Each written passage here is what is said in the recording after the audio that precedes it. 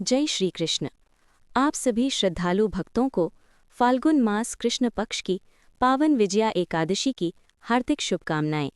प्रिय दर्शकों, आज के इस पावन वीडियो में हम आपको बताएंगे फाल्गुन कृष्ण पक्ष की विजया एकादशी की संपूर्ण शास्त्रीय जानकारी। ये एकादशी साधारण नहीं है, ये वो एकादशी है जो जीवन में विजय दिलाने वाली मानी जाती है। इस एकादशी की पूजा दशमी तिथि से प्रारंभ होती है, जो इसे अन्य एकादशियों से अलग और विशेष बनाती है। प्रिय दर्शकों, फाल्गुन मास के कृष्ण पक्ष की एकादशी को विजया एकादशी कहा जाता है। जैसा नाम वैसा ही इसका प्रभाव। ये एकादशी शत्रुओं पर विजय, बाधाओं से मुक्ति, मानसिक तनाव से राहत और जीवन में सफलता प्रदान करती है। पद्म पुराण में भगवान श्री कृष्ण स्वयं इस एकादशी की महिमा बताते हैं। भगवान कहते हैं, जो भी व्यक्ति श्रद्धा और नियम से इस एकादशी का व्रत करता है, उसके जीवन में किसी भी प्रकार की बाधा स्थायी नहीं रह सकती। प्रिय दर्शकों, इस एकादशी का संबंध भगवान श्री राम से भी है।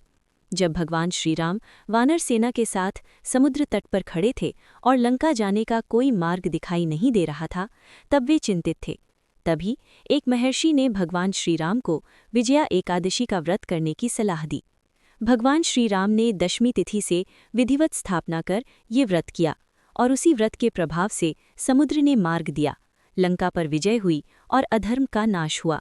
इसी कारण ये एकादशी बड़ी और अत्यंत फलदायी मानी जाती है। प्रिय दर्शकों, अब बात करते हैं विजया एकादशी की दशमी तिथि की विशेष स्थापना की। ये एकादशी उन गिनी चुनी एकादशियों में से है जिनकी स्थापना दशमी तिथि को ही की जाती है।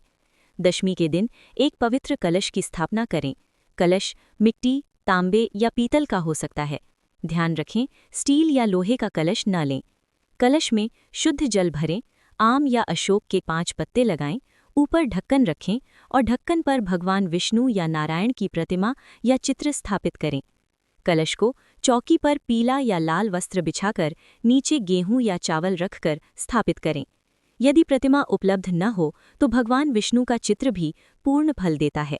प्रिय दर्शकों, अब आती है एकादशी के दिन की पूजा विधि। एकादशी के दिन प्रातः ब्रह्म मुहूर्त में उठकर स्नान करें, स्वच्छ वस्त्र धारण करें और पूजा स्थान पर बैठें। सबसे पहले पूजा स्थान और सामग्री को जल छिड़क कर शुद्ध करें। फिर आचमन करें, तिलक धारण करें और दीपक प्रज्वलित करें। इसके बाद भगवान विष्णु के समक्ष व्रत का संकल्प लें। श्रद्धा से भगवान को पुष्प, धूप, दीप, फल और नैवेद्य अर्पित करें। इस पश्चात विजया एकादशी की कथा सुनें और भगवान विष्णु का नाम जप करें। दिन में फलाहार रखें, अन्न और नमक का त्याग करें। प्रिय दर्शकों, विजया एकादशी में रात्रि जागरण का विशेष महत्व है। जागरण का अर्थ सिर्फ जागते रहना नहीं है, बल्कि भगवान का स्मरण, भजन, कीर्तन और मंत्र जप करना है। जो भक्त रात्रि में भक्ति करता है, उस पर भगवान विष्णु की विशेष कृपा होती है। प्रिय दर्शकों, अब बात करते हैं द्वादशी पारण विधि की। द्वादशी के दिन स्नान के पश्चात भगवान विष्णु की पूजा करें, भगवान को भोग अर्पित करें, दान करें और फिर विधिपूर्वक व्रत का पारण करें। पारण में सबसे पहले जल या फल ग्रहण करें, फिर सामान्य भोजन करें। प्रिय दर्शकों, विजया एकादशी वास्तव में जीवन में विजय दिलाने वाली एक अत्यंत शुभ एकादशी है। यदि ये वीडियो आपके लिए उपयोगी रहा हो तो कृपया वीडियो को लाइक अवश्य करें। कमेंट बॉक्स में लिखें जय श्री हरि या ओम नमो भगवते वासुदेवाय। भगवान विष्णु आप सभी पर अपनी कृपा बनाए रखें। हरे कृष्णा।